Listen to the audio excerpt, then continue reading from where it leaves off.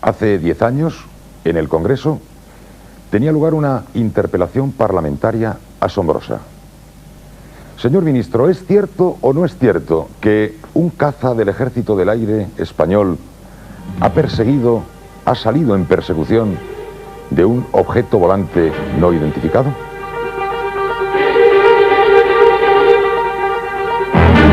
Una pregunta sorprendente, pero una pregunta a la que no se ofreció respuesta, una pregunta que no fue respondida. Señores, desde hace 10 años es materia reservada, materia clasificada. Es secreto todo lo que afecta a nuestros misteriosos protagonistas de hoy. Señoras, señores, hoy, los ovnis.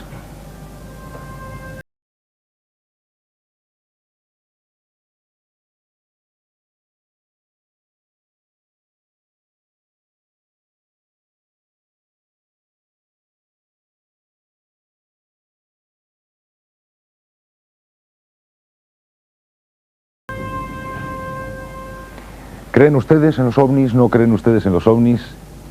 ¿Creen que sí, hay objetos no identificados, misteriosos, pero que no hay nada más? ¿O piensan ustedes que sí hay algo más? Hemos ido a la calle a formular esta pregunta y estas son las respuestas. Señora, ¿usted cree en los extraterrestres? Uy, a mí me dan risa. ¿Sí? Sí, un poco. ¿Por qué? Pues no sé, porque creo que es una cosa muy rara, ¿no? Que haya gente por ahí. Sí.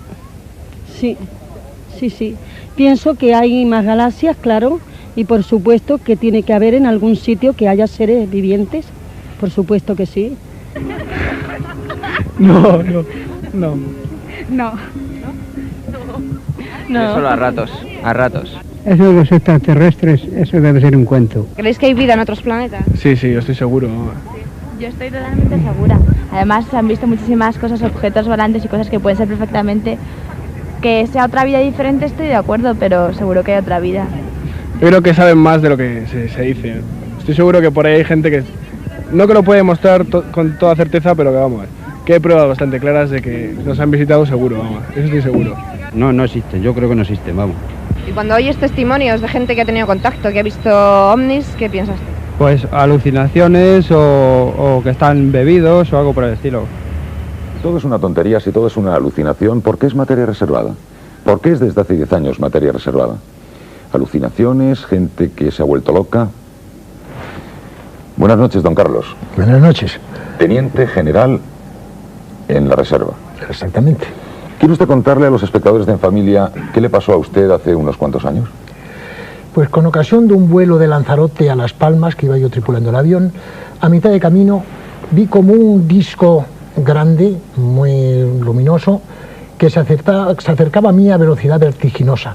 Aquello fue aumentando de tamaño hasta llegar a formar como una especie de nube que parecía que yo entraba en ella, pero sin embargo nunca me acercaba a ella.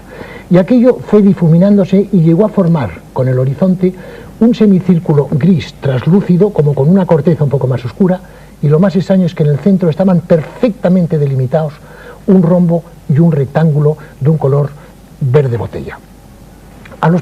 Le dije yo a mi tripulación si veían lo mismo que yo, los cuales me contestaron y comentamos que era exactamente el mismo fenómeno. A los pocos minutos nos llamó un avión de Spantax diciéndonos: ¿ven ustedes lo mismo que estoy yo viendo? Y nos refirió exactamente lo mismo. Este vuelo, desde el punto que yo vi este objeto hasta llegar al aeródromo de Las Palmas, duró de 15 a 20 minutos.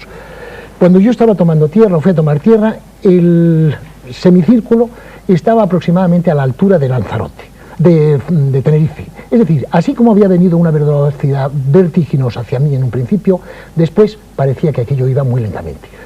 Al llegar a la base, nadie había visto nada, ni incluso el radar. A la mañana siguiente, al llegar a mi despacho, me dijeron que el comandante del Juan Sebastián Elcano, que había llegado esa noche a Las Palmas, quería saludarme. Al entrar, le pregunté si había visto algo raro. Me refirió aproximadamente, con pequeñas variaciones, lo mismo que había visto yo, que lo había visto él y toda su tripulación por un espacio de unas 2 horas. En vista de eso, nombré un juez para investigar sobre este asunto. Se tomaron declaraciones al personal del Sebastián Elcano, desde luego de los que venían conmigo, de personal en el pueblo de Guía, cerca de Las Palmas, que habían visto el fenómeno en unas condiciones muy parecidas a las que habíamos visto nosotros. Se estudió todo aquello, no se pudo sacar ninguna conclusión concreta, esto es tal cosa. Pero ¿usted qué sintió cuando estaba observando aquel fenómeno con su experiencia, repito, teniente general en la reserva en este momento? En ese momento, ¿qué impresión tenía usted? Bueno, ¿qué creía que estaba viendo? Algo extraño. Fue una cuestión que, manicé, ¿qué puede ser? ¿Qué puede dejar de ser? Fue tan rápida la llegada del objeto, transformándose en nube y formando después este semicírculo, que a mí no me dio tiempo a poder pensar ninguna cosa, ni de susto, ni no. ¿Qué es esto? Y el comentario con la tripulación es eso, pero ¿qué estamos viendo? No estoy loco, vemos todos lo mismo, y todos lo veíamos, incluso el avión de Spantax. Y luego el Sebastián Elcano me dice lo mismo. Y luego se hacen una serie de preguntas a gente de tierra y ven lo mismo, con pequeñas variaciones.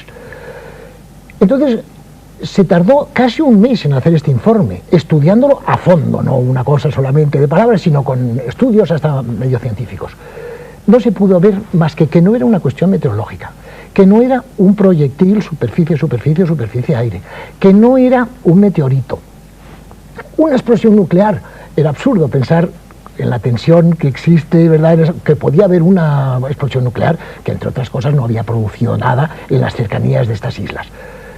No hubo manera. Pero al final, pocos días antes de terminar este informe, el juez instructor me dijo, pues por una casualidad, al llevar unas fotografías a que me revelasen, me encontré que en la tienda había dejado un súbdito alemán esta fotografía a la misma hora que habíamos visto este fenómeno, sin que ninguno de los que lo vio viese este rayo que atravesaba. Ninguno lo vimos. Esto pudo ser una de las fases de aquel fenómeno que vimos todos. Sí. Me ha entregado una fotografía, no me parece que la cámara es capaz de observarla. Es un fenómeno ciertamente extraño. ¿Usted considera que es un fenómeno luminoso, misterioso, o es un objeto esto? Yo lo definí esto en el informe al final, que esto era un fenómeno aéreo no identificado. Como final, el mismo comandante que había hecho el informe dijo, anoche, al saber que yo había ya firmado el informe, un pariente mío me dijo que anoche, una hora después de que aquel fenómeno, que había durado unas 2 horas, había ocurrido, es decir, a las 3 horas aproximadamente, que él había visto un objeto incandescente de forma fusiforme que a una velocidad vertiginosa atravesó el puerto de Las Palmas.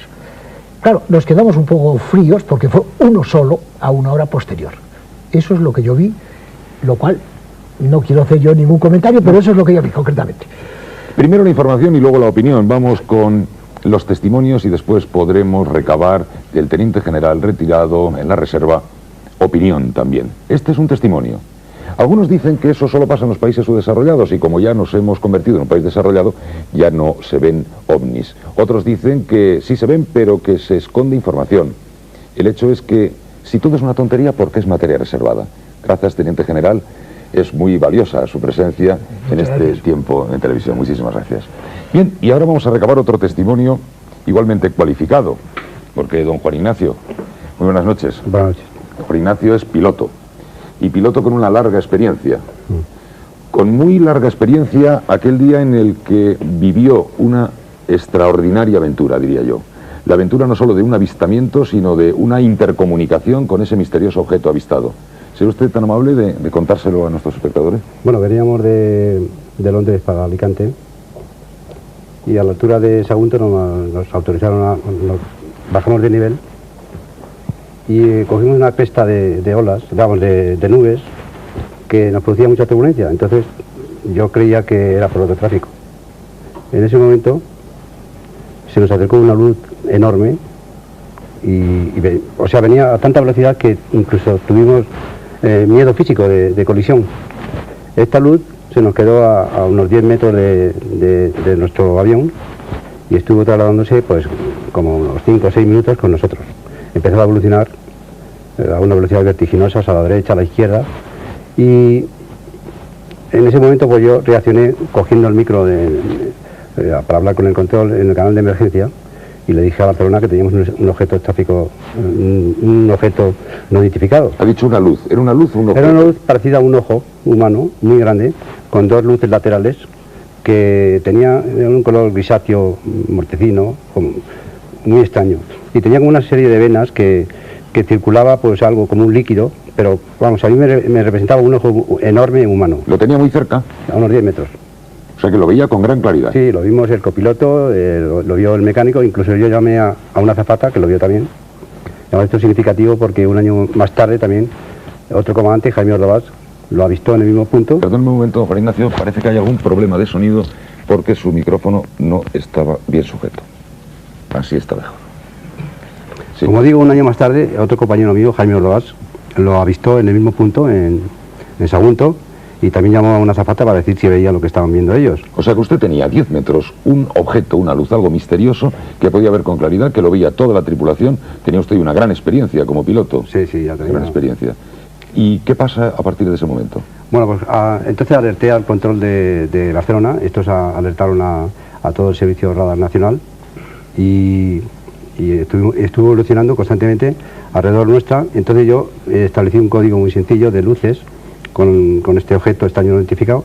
¿Usted intercambió Yo encendía mensajes? las luces de taxiway del avión y establecí dos era así, encender y apagar, y tres era no. Entonces hice una serie de preguntas y que si, vamos, concretamente la pregunta que si eran amigos, pues él me contestó positivo con respecto a mi código, se apagó. Y otra serie de preguntas, si eran de esta galaxia, si venían en plan de amigos y nos observaban, me decían pues que sí, que no, a las distintas preguntas que... ¿Usted se imaginaba unos días antes de aquel fenómeno que algún día iba a estar haciendo eso? No, nunca, jamás. Es más, hasta entonces no creía en esto. ¿Y quienes le acompañaban, sus compañeros Pues se le pasaba exactamente igual. Entonces cuando tomamos tierra, pues yo dije que mejor nos calláramos porque era un asunto pues un poco extraño, ¿no? Pero al día siguiente yo hacía de Alicante, Barcelona, a Madrid. Y al llegar a Barcelona, el conductor del Follow Me me dijo que el teniente coronel Aleu, el jefe de alerta y control, que quería hablar conmigo. Me puse a hablar con él y me dijo que cómo era el objeto que había visto, qué evoluciones hacía, le conté todo. Entonces él me enseñó un informe de la cobertura radar nacional e incluso me dio una copia. Ya digo que al año siguiente otro compañero mío vio este mismo caso, incluso iba el mismo mecánico que iba conmigo, y se estableció ya contacto con el Ministerio del Aire. Entonces estaba de general, vamos, de ministro el general Lacalle, nombraron un juez y entonces se llegó a la conclusión de que los pilotos de Iberia habíamos visto Venus, algo que a mí me extrañó mucho. Piloto de Iberia se encuentra con un objeto a 10 metros, toda la tripulación comparte con él el asombro de esa experiencia, que se completa con un juego de mensajes que van y vienen y que seguramente no olvidará jamás don Juan Ignacio, piloto de Iberia. Estoy seguro que en estos momentos muchos de ustedes están diciendo: a mí me pasó algo así, o yo también lo vi. No sé. Nosotros desde luego hemos tenido muchos testimonios, como por ejemplo el de este matrimonio que recuerda cierto avistamiento por el sur, por Málaga. Estaba acostado a las 3 de la mañana o algo así y me desperté, vi unas luces en lo alto del monte aquel que hacían unas señales muy raras. Entonces me extrañó, me asomé a la ventana y vi que se acercaba una masa, era una especie de bola blanca, unas luces detrás, iba despidiendo una especie de gas luminoso, era una luz fría, semejante a la luz de los tubos fluorescentes, una cosa así. Llamé a mi mujer, venía bastante despacio, venía como un avión cuando está pasando propaganda. Le dio tiempo a despertarse, a levantarse, venía a la ventana y estuvimos viendo pasarlo hasta que al final se perdió aquí, bajando ya, teníamos 300 metros de altura y yo creí que se había caído al mar. Después me enteré que no se había caído al mar, que se volvió a levantarse. Yo estaba pescando como estoy ahora y entonces yo miré hacia el repetidor de mi hija y vi una luz dando vueltas. Yo al principio me creía que era como un cohete de estos que tiran, que van dando vueltas, pero no, después, segundo miré, otra vez, entonces ya lo dije a estos señores que miraran, y digo, mira lo que vienen. Entonces ya me quedé ya, y entonces fue cuando ya cogí y pasaron, pasó la formación de ovni que vimos nosotros. La luz era como si destellara un amarillo naranja, es decir, y entonces al lado de ella iban unas pequeñas, yo no sé si te puedo decir si eran 10, si eran 8 o eran... Bastante iban. Lo que es que al acelerar la nave grande, todas ellas aceleraban detrás. Se pegaban a los costados. Y era la sensación. Entonces tiró lo de la montaña, no se perdió allí, y aquí ya cogió y con el muelle fue donde no se perdió en el mar, que ya no la vimos más. Objetos no identificados, y detrás de ellos el misterio y luego la especulación. José Antonio Silva, buenas noches. Buenas noches. Periodista y piloto. Volaba cierto día de Pamplona a Madrid cuando... Pues fue exactamente hace 10 años. Y entonces veníamos de Pamplona a Madrid, delante de nosotros venía un avión de Iberia que venía de Palma de Mallorca, y entonces oímos, cuando estábamos ya iniciando la aproximación a Barajas, cómo al avión de Iberia el control estaba diciendo que tenía un objeto volante no identificado. Y entonces nos preguntó a nosotros, ¿no lo tienen ustedes a la vista? Nos dio más o menos una posición aproximada, empezamos a mirar, era una mañana absolutamente clara y luminosa, serían la 1 del mediodía, una cosa así, y vimos una enorme luz, por comparación con otros aviones que los ves en posiciones parecidas, era mucho más grande que un jumbo, una luz muy brillante, quizás sin demasiados bordes definidos, como si fuera un flash continuo, como si fuera un foco, muy brillante, que se desplazaba lentamente, pues como unos 5 kilómetros de donde estábamos nosotros, y hacía lo mismo que hacíamos nosotros, pero no como un reflejo, sino después de que nosotros lo hacíamos. Le pedimos permiso a control, el control nos dio permiso para hacer lo que quisiéramos de maniobras, entonces viramos hacia un lado, hacia el otro, él viraba también. Vimos cómo algunos edificios de Madrid, me acuerdo por ejemplo del monumento del Cerro de los Ángeles, cómo quedaba tapado por esa luz, es decir, era algo opaco, y nos acompañó durante unos 5 o 6 minutos, y ya luego, como íbamos descendiendo mucho, ya dejamos de verle. Curiosa historia. Nos va a contar dentro de un momento otra no menos curiosa, pero esta historia que nos acaba de contar la puede confirmar don Pablo, controlador. Buenas noches. Hola, buenas noches. Que aquel mismo día estaba trabajando cuando José Antonio estaba pilotando. Sí, exactamente. ¿Aquel día qué pasó desde su posición de control? Bueno, yo estaba trabajando en mi puesto de en la torre de Barajas, y acababa de hacer un relevo. Esto es, un compañero mío había estado hasta ese momento trabajando en esa frecuencia, y era la 1 de la tarde, confirmo lo de José Antonio, porque en ese momento me enchufé yo en esa frecuencia. El controlador de aproximación, que está con la pantalla de radar en Paracuellos del Jarama, la primera comunicación que tiene conmigo a través de un interfono que tenemos entre las dos dependencias es: te paso al aviaco, no recuerdo el número de vuelo, hace ya mucho tiempo, que también lo ve. Claro, yo era la primera noticia que tenía de nada parecido. Eso no es una fraseología para hablar entre nosotros. Entonces yo le pregunté a este controlador de aproximación, ¿que ve qué? Dice, toma, pues lo que están viendo todos los que han ido por delante, 2 o 3, un objeto rarísimo a la altura de Getafe.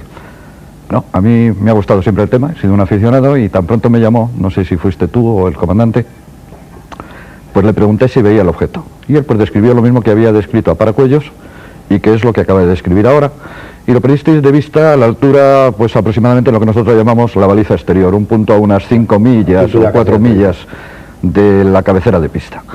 Bueno, hasta ahí coinciden los relatos, pero quizá lo sorprendente fue lo que pasó a continuación. ¿Qué pasó? No había aviones detrás, prácticamente, ninguno, y en aquel momento el controlador de Paracuellos me grita directamente por el interfono, está empezando a moverse. Aquello estaba, creo recordar, al oeste de la trayectoria vuestra de aproximación, sobre Madrid, a la altura de algún barrio de Madrid. Pues aquello comenzó a volar lentamente de oeste a este, manteniendo una distancia de entre unos 10-12 kilómetros al sur del aeropuerto. A pesar de ser un día muy claro, había calima. Entonces la pena enorme fue que nosotros no vimos absolutamente nada desde la torre. Si hubiera sido un día de estos clarísimos de invierno, con seguridad que hubiéramos visto lo mismo que vieron ellos.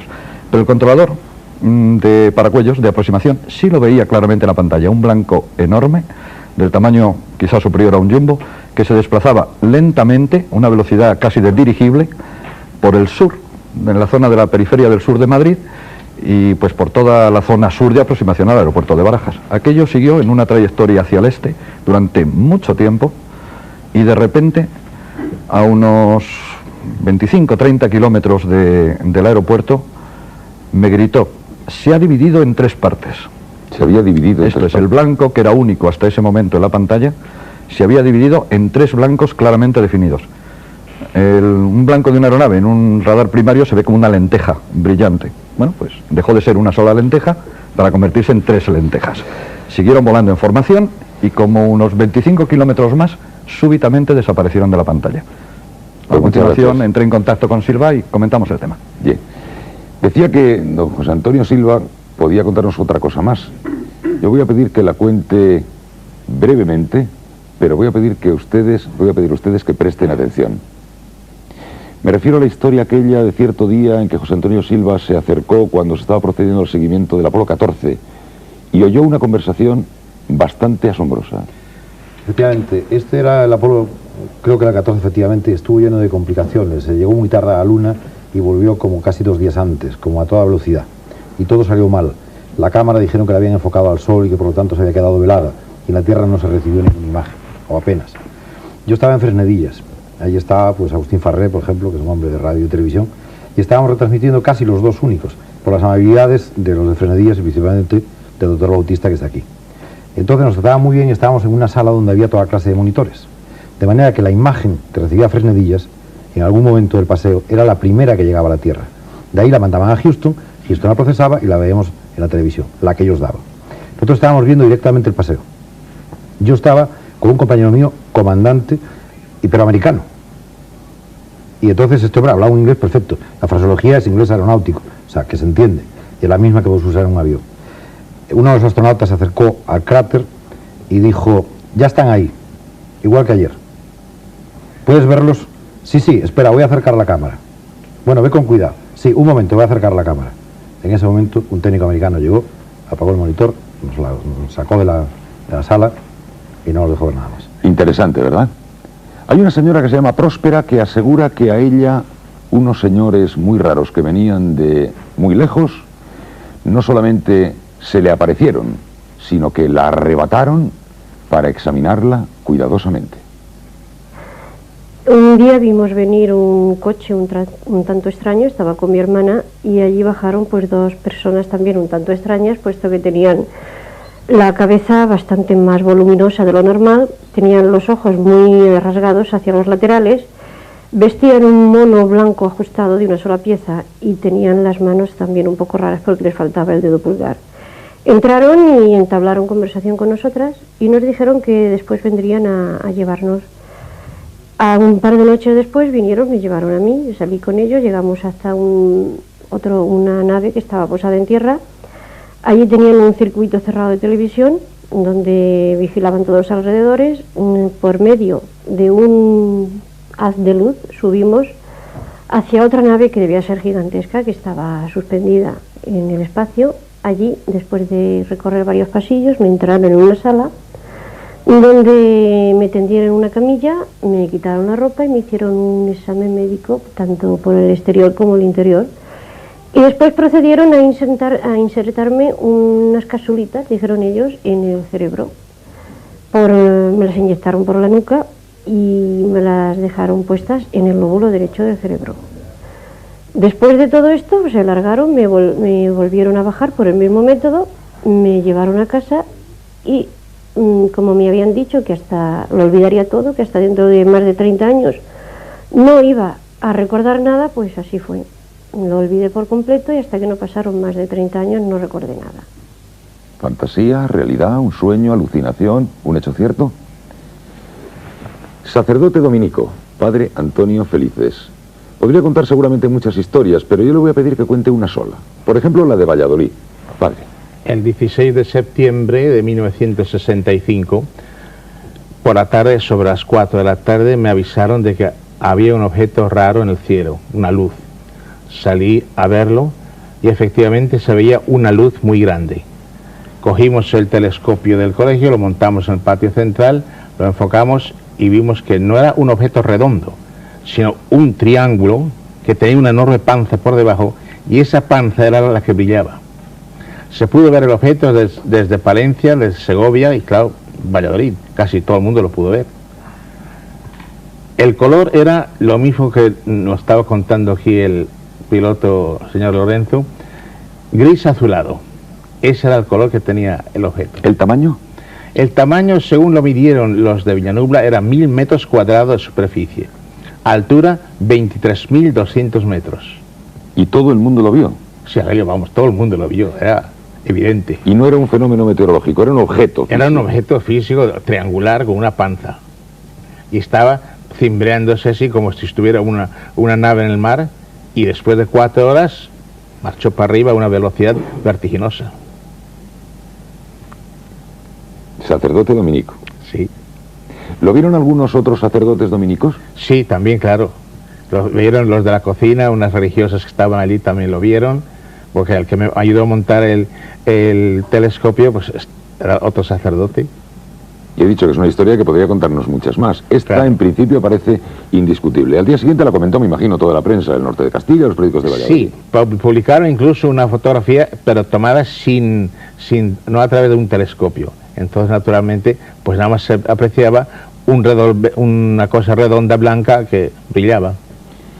Una última pregunta para terminar esta primera parte. Sí. ¿Cree usted en los extraterrestres? Pues yo creo que sí, porque, ya le diré, yo no creo que Dios sea tan pequeño que solamente en el infinito cosmos nos haya creado nosotros. Yo creo que hay miles y millones de otros mundos habitados por seres o inferiores a nosotros o superiores a nosotros, tecnológicamente hablando. ¿El objeto aquel que vio en Valladolid era un objeto tripulado desde su punto de vista? Yo creo que sí, sí. Un objeto que traía seres de otros planetas. Seres de otros planetas o de este planeta, pero de distinta dimensión. Que eso ya es harina de otro costal.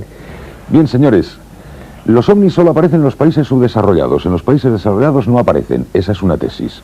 Otra tesis. En cuanto España ha entrado ya en otra fase de modernidad, se habla menos de los ovnis. Otra tesis. Una tesis también que circula por ahí, sotoboche. Se sabe mucho más de lo que se dice, y si no se dice más es porque hay un secreto oficial. Y finalmente, es cierto, es materia reservada. ¿Por qué? En nuestra segunda parte, después de los testimonios, invitaremos a nuestros invitados, algunos de los cuales todavía no les he presentado, a una ronda de opiniones para que ustedes finalmente en su casa puedan tener un suculento tema de conversación. Hasta ahora.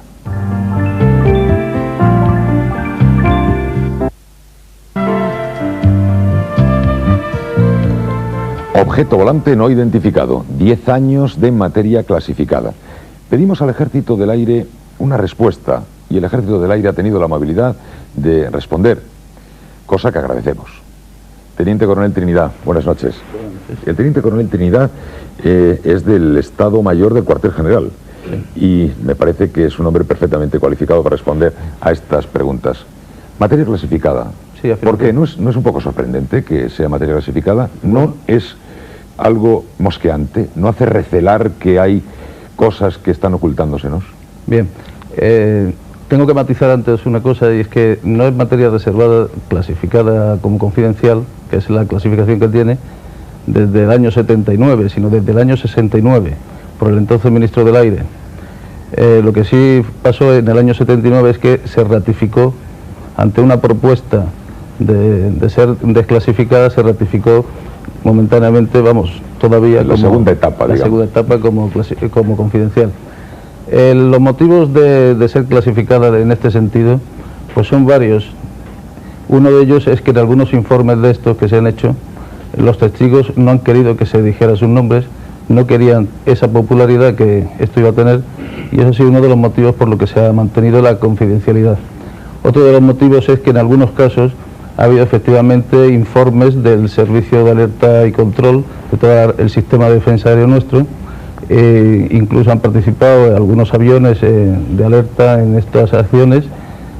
Cuando el sistema de alerta pues ha detectado algo, bien por notificación de algún avión, como el caso de los aviones de Espanta o de Iberia, que antes nos hablaban, para ir a identificar qué problema podía ser.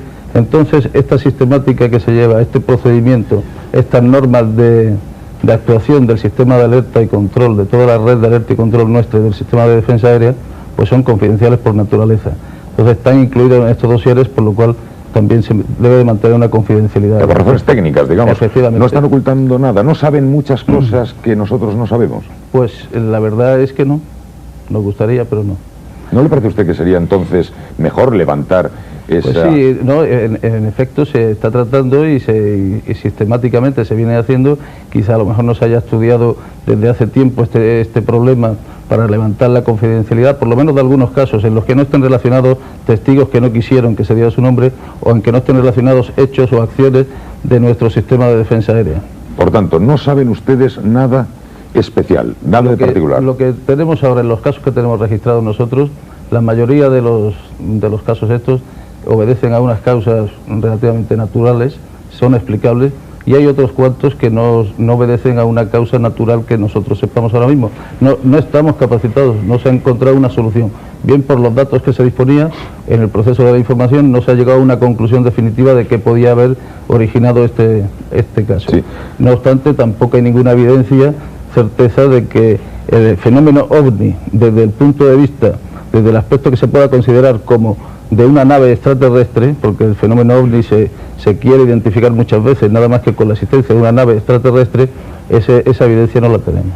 Nosotros se habrán dado cuenta, los espectadores, y es evidente que también el teniente coronel, que los testimonios que hemos ofrecido en la primera parte eran testimonios de personas extremadamente cualificadas, personas que difícilmente podrían ser descalificadas por razones de tipo psicológico o por razones de tipo histérico.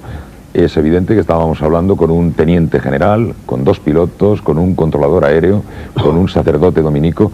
Estos testimonios son testimonios a considerar, ¿no le parece? Sí, no cabe duda. Y así se respetan como tales.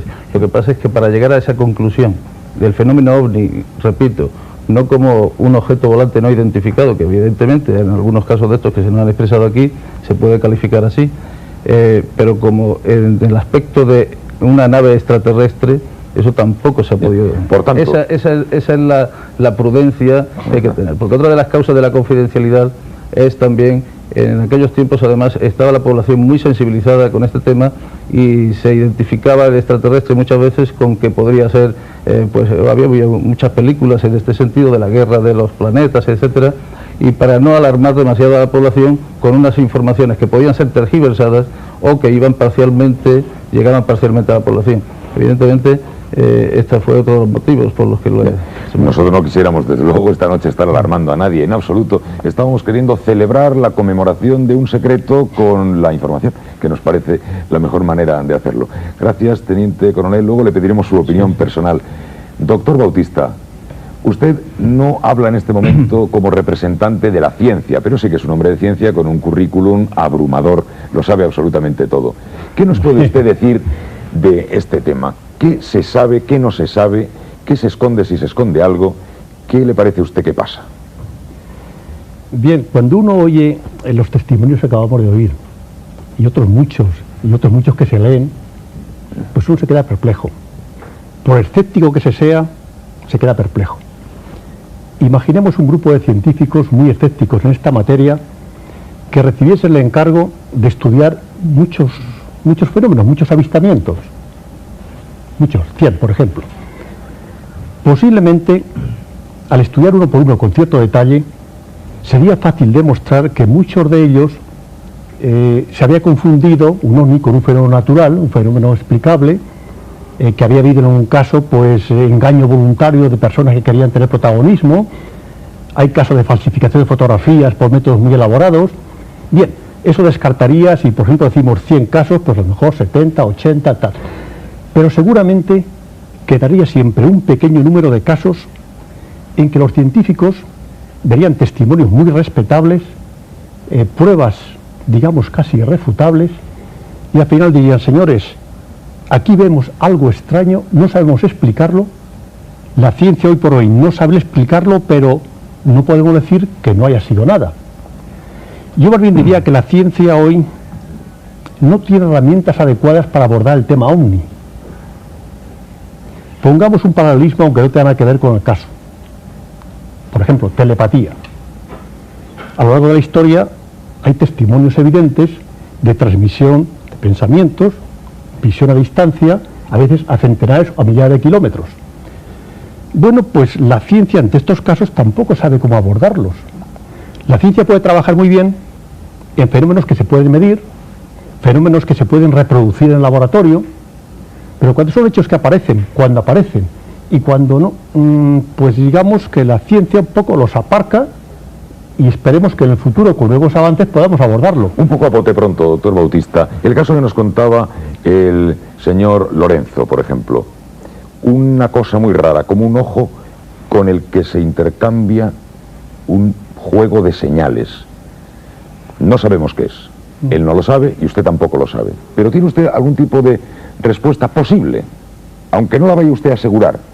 Algo que podría ser y que podría ser natural. Bueno, yo personalmente, por supuesto la ciencia creo que no tiene respuesta ni para bien ni para mal. Hombre, por supuesto hay casos sencillos en que la ciencia puede decir esto no tiene... Un ejemplo. Con frecuencia en ciertos testimonios se dice que el objeto pues de pronto estaba parado y bruscamente coge una enorme velocidad. O que siga moviendo en una dirección y bruscamente hay un cambio de dirección. Si esto refleja la realidad, podemos asegurar que los presuntos tripulantes no eran como nosotros, no eran de constitución física de carne y hueso como nosotros. Porque no lo podrían soportar. Porque un ser humano no soporta eso. O sea, algunas afirmaciones muy parciales se pueden hacer, pero no mucho más. Por tanto, la ciencia no puede negar ni afirmar. Exactamente. Ahora, si me pregunta, ¿y usted personalmente qué cree? Bueno, pues yo creo que el universo, la creación, es tan grandiosa que no me repugna en absoluto aceptar la existencia de otros seres en otros mundos o coexistiendo con nosotros, pero que con nuestros sentidos no somos capaces de captarlos. Oiga, en este momento la radio, la televisión, las ondas están continuamente, y si no tenemos un receptor de radio, un receptor de televisión, las ondas ni las vemos, ni las sentimos, ni las oímos, ni las captamos, pero están presentes y coexistiendo con nosotros. Por tanto, a mí no me repugna de que existan otros mundos coexistiendo con nosotros y que con nuestros sentidos no captamos. Bien. Juanjo Benítez, Juan José Benítez, periodista investigador, lo conocen ustedes de sobra. Solo quiero preguntarle, al conmemorarse este 10º aniversario de la segunda etapa de la materia clasificada, o el 20º aniversario del misterio, si él cree que se sabe más de lo que se dice, si él cree que se oculta información, si él tiene la impresión, no estoy hablando de España, estoy hablando del mundo, que se sabe con certeza algo que no se está diciendo. Yo creo que en estos años de contactos con gente altamente cualificada, como son los comandantes, los pilotos militares, etcétera, yo me arriesgaría a un porcentaje de 1 a 50. Es decir, se sabe 50 y se puede decir 1. Un ejemplo. En el año 75 se produjo en Bardenas Reales, en Navarra, un descenso, un avistamiento de 2 objetos. Salió una patrulla militar. En fin, hubo todo un laberinto de avistamiento ovni típico. Y en la prensa, la tercera, creo entonces, Región Aérea de Zaragoza, dio una nota diciendo que había sido el cerco de la Luna. En el año 76, en octubre, yo tuve la fortuna de que el entonces Teniente General y Jefe del Estado Mayor, don Felipe Galarza, me facilitara 12 informes oficiales hasta entonces y reservados hasta entonces de ovnis. Ahí venía la verdadera investigación y la verdadera explicación del caso de Bardenas Reales en Navarra. ¿Qué había pasado? No se decía que era la Luna, sino que un juez, instructor, un oficial de alto rango, por supuesto, hablaba de que varios objetos, 2 creo recordar, se habían aproximado, incluso uno de ellos había tomado casi tierra en la zona de bombas sin estallar, y que una patrulla, con los testimonios del sargento y los soldados, etcétera, se habían aproximado con la intención de identificar este objeto. Es decir, una cosa es lo que se publica a veces en la prensa o la información oficial que se pueda dar, y otra es la realidad. Y esto se podrían contar muchos ejemplos, muchísimos ejemplos. La pregunta, por tanto, es evidente. Desde su punto de vista, ¿por qué? ¿A qué vendría?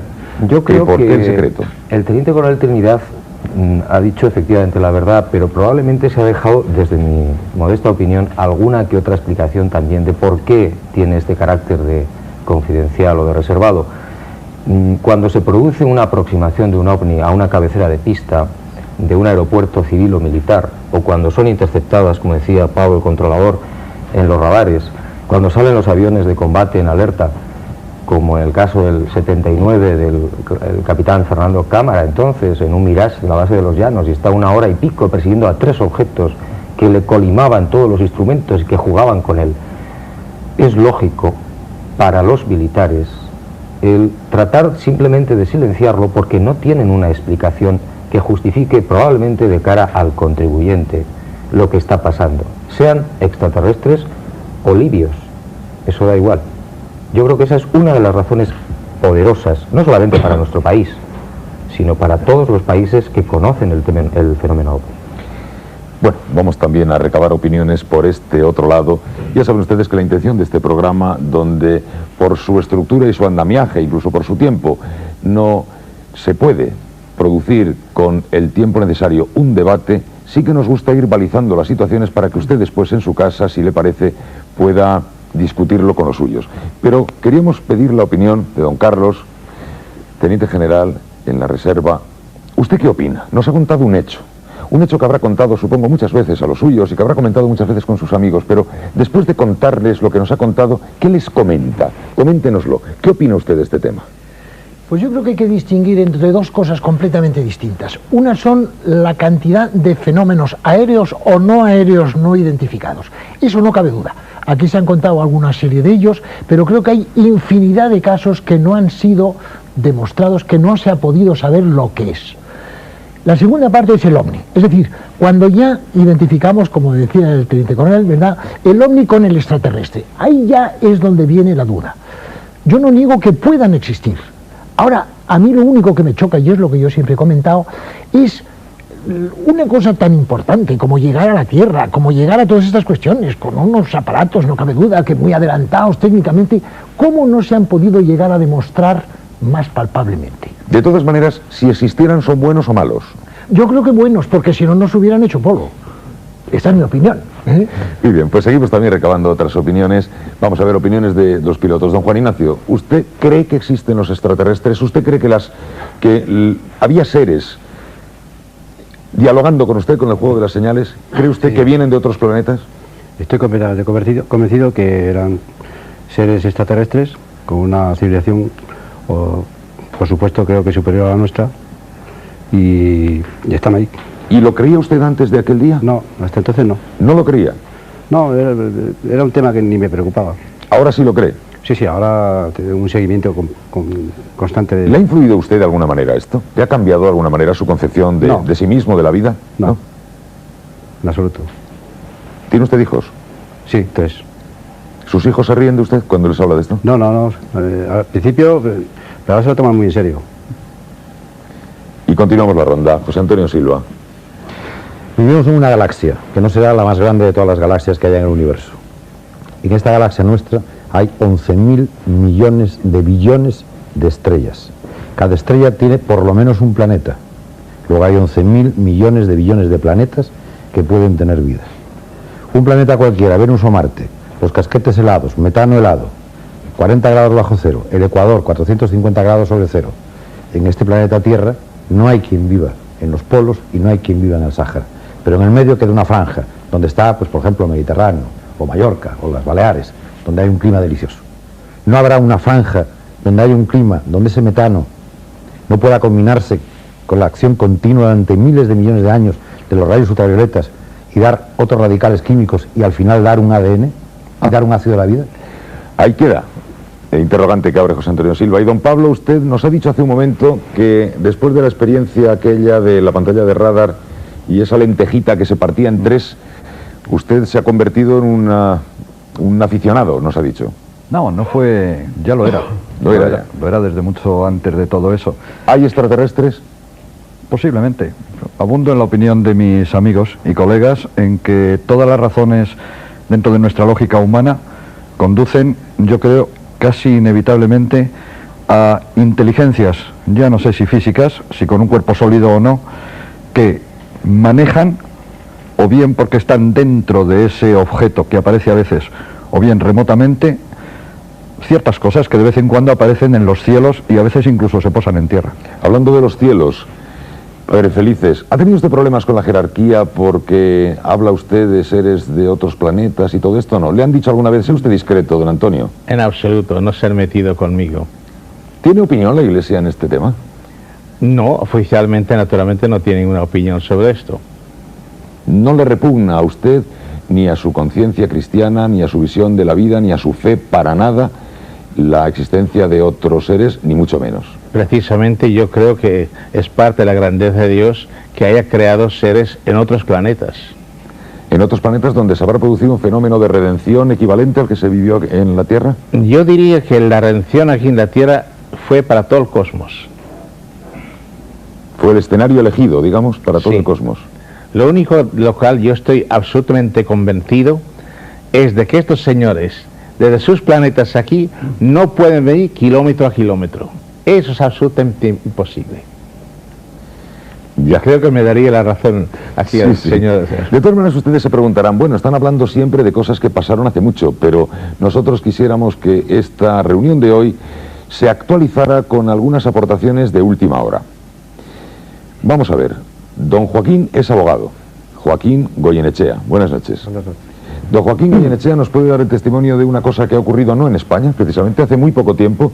¿Sería usted tan amable de contárselo a los espectadores? Sí, hace menos de un mes, en el desierto de Chilca, previa a una comunicación recibida telepáticamente a través de unos seres no pertenecientes a este planeta, se convocó a los medios de prensa para un avistamiento concertado.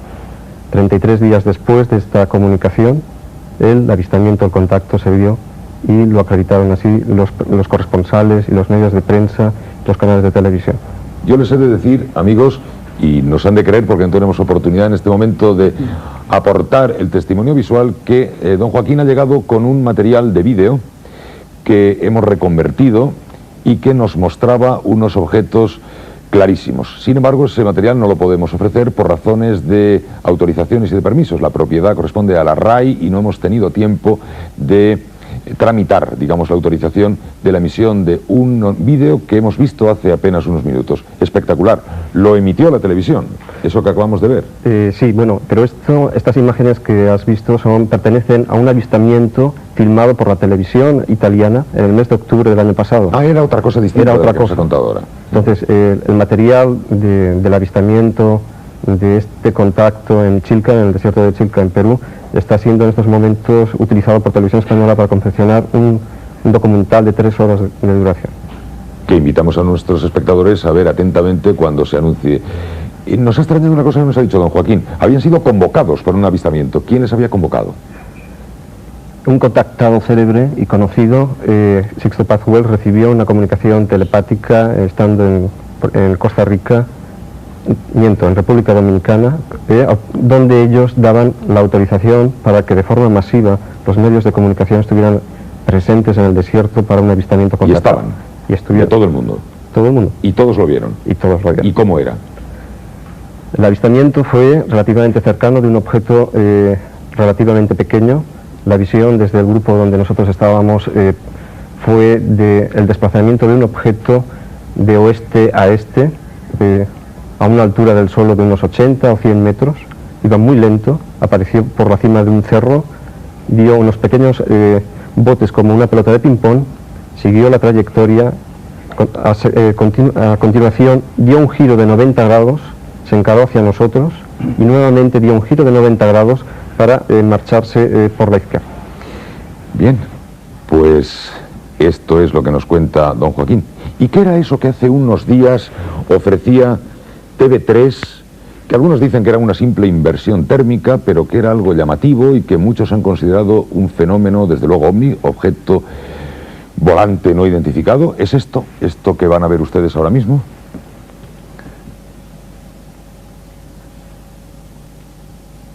Que no se sabe qué es y que se ha convertido en tema noticia. Insisto, lo ha ofrecido TV3 hace apenas unos días. Bien, es un ejemplo muy reciente. Siguen pasando cosas. Y nos hemos enterado de que hace una semana pasó otra cosa de la que nos enteramos, sin embargo, hace apenas unas horas. Algo que lo vamos a divulgar ahora a través de una comunicación telefónica. Si ustedes me disculpan, nos vamos a Burriana. Señora Rivas. Señora Rivas, buenas noches. Señora Rivas. Sí, buenas noches. Hola, buenas noches. Nos han dicho que hace una semana en Burriana, en Castellón, la policía municipal vio algo. ¿Qué es lo que vio, señora Rivas? La nave Nulox. ¿Sabe usted hasta el nombre de lo que vio la Guardia Municipal? ¿Y quiénes iban tripulando esa nave? ¿Y de dónde procede? ¿Nos lo puede usted decir? Pues sí, porque tenemos autorización. La nave Nulox significa en nuestro lenguaje unidad. Es un símbolo para que nuestra humanidad entienda qué es lo que se nos proyecta hacia el futuro. Esta nave estaba mandada por el guía solar Tumara Strumland y iba tripulada por 5 entidades más de la galaxia de Alfa Centauro. El guía solar Tumara Strumland pertenece originariamente a la galaxia de Andrómeda. ¿Usted por qué lo sabe? Porque no solamente estamos en contacto las 24 horas del día con ellos, sino también con quienes emanan la creación. Bien, yo no sé si esto es posible, es imposible, ¿ustedes se lo creen o no? Por ejemplo, usted, teniente general, ¿usted se lo cree? Me cuesta. Es decir, que pueda haber una comunicación tan directa, me cuesta creerlo. No digo que no, pero me cuesta creerlo, sinceramente. Doctor, usted es nuestro científico, ¿usted se lo cree? Me cuesta mucho trabajo, tiendo a que no. ¿Juanjo? Yo pienso que el tema OVNI es difícil y el tema de los contactados es muchísimo más difícil. Una cosa es que la prensa y la televisión vean un objeto previamente convocado y otra cosa es lo que nos dice este señor, que yo creo que no tiene demasiada seriedad. De todas maneras, este señor nos ha dicho, esperaba su llamada. Sabía que nos iban ustedes a llamar. En fin, teniente coronel, ¿va a durar mucho tiempo el secreto OVNI? ¿OVNI materia reservada, usted qué cree? Pues no puedo decirlo yo en este momento. Supongo que se pueden reconsiderar muchos casos y posiblemente se levante la confidencialidad de algunos de ellos. Pero no puedo decirlo yo en este momento. Teniente general, ¿usted recomendaría que se levantara el secreto oficial? Bueno, todo dependerá de si al levantarlo puedan dejarse una serie de incógnitas que puedan producir un malestar. Es decir, como antes ha dicho alguien, ¿verdad? Puede haber un temor del OVNI, puede haber mucha gente que pueda temer, que sean malos, que nos van a hacer una serie de cosas. Y luego puede producir una serie de confusiones muy grandes, porque aún unos hechos, como todos los que se han relatado aquí, que ninguno de ellos está verdaderamente confirmado, más que sí, yo vi un objeto, yo vi otra cosa, yo vi otras cosas, ¿verdad? Pero realmente poder decir aquí hay esto, es lo difícil. Y más difícil es negarlo, me parece. Evidentemente. Es decir, que yo no niego que puedan existir.